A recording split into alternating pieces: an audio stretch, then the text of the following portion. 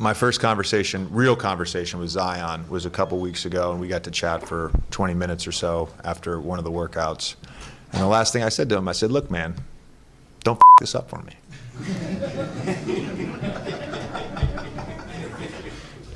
He did.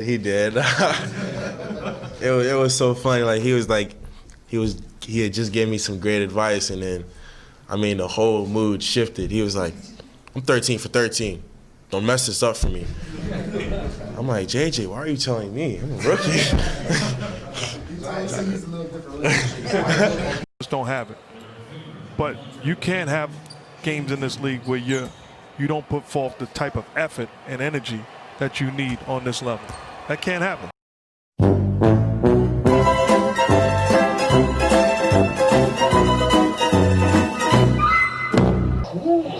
Lights flashing before my eyes.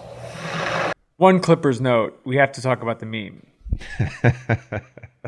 Because it was, the cameras got you, and it's not the first time this has happened to you, but it's probably the first time recently. The cameras got you, and it was there, it was on the internet, and then it just took on a life of its own. Yeah, I basically did not go on social media for about 24 hours.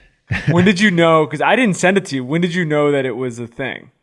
Someone sent, so I always check my phone after the game. Obviously, I have kids, check my wife, see what she's talking about. And I had a ton of text messages, and somebody had screenshotted it. So then I went online just to see what people were talking about.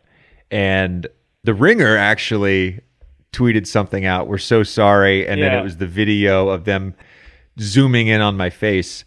What's funny about this, memes aside, is that whatever people are saying that I'm thinking about is wholly accurate. It's 100% accurate.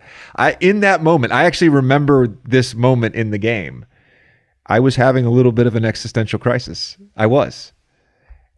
Some of it was because we were getting our butts kicked, but some of it, I had consumed so much information that day about everything going on in our country. And in that moment when you're getting your butt kicked and basketball is not becoming an escape, it's now another thing to add on to kind of an already shitty day. It was just like, what am I doing here? Is it? This is not a new thing to you, obviously, going back to college, but kind of explain to the listeners what it's like being in a setting where any facial expression you have can turn into a meme. Like you're just on, no matter if you're on the bench, if you're on the court, no matter what it is, if they get you at the wrong time, this can happen. I've always been acutely aware of the fact that we are performing, that we are on stage, going back to when I played at Duke, and understanding that the camera can get you at the wrong time.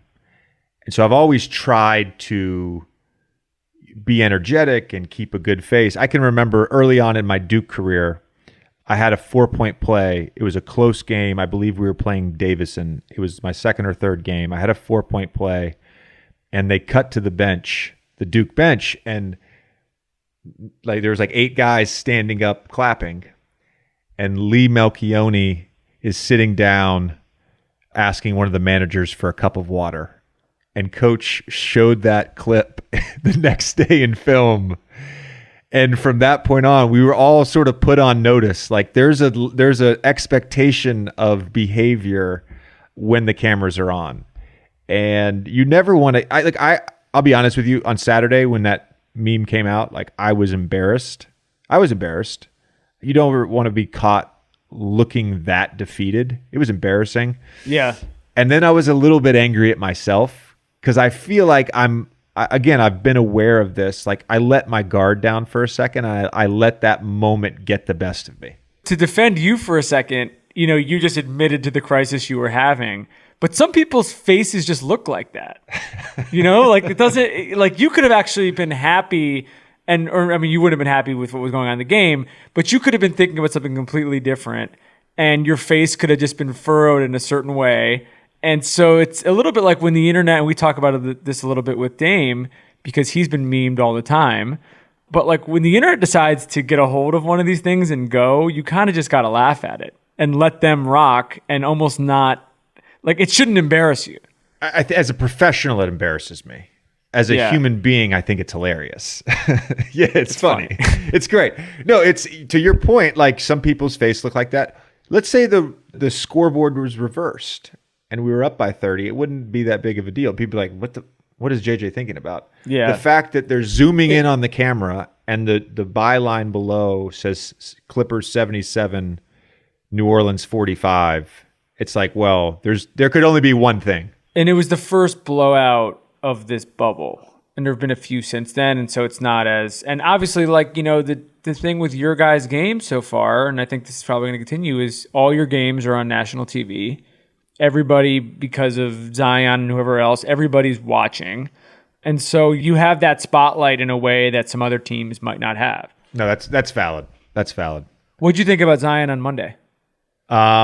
He looked like he had more juice. He looked like he had more burst. He actually said to a couple guys on our team and on the staff, like, I feel live today. My body feels live.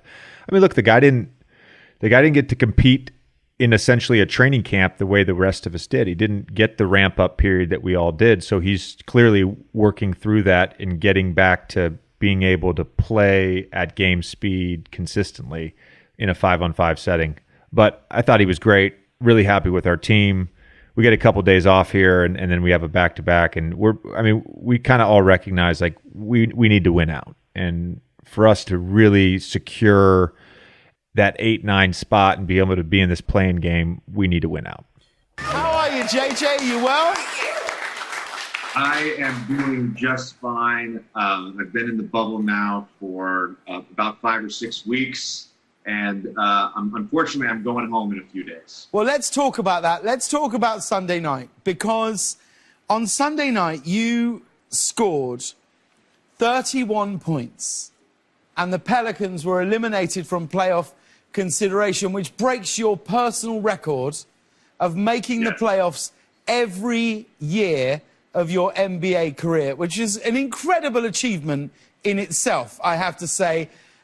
How are you feeling today? Has it sunk in that you're not going to be going to the playoffs? It sunk in today. Yesterday was very emotional. It took a few hours to sort of wrap my head around the fact that we still had 2 more games that did not mean anything.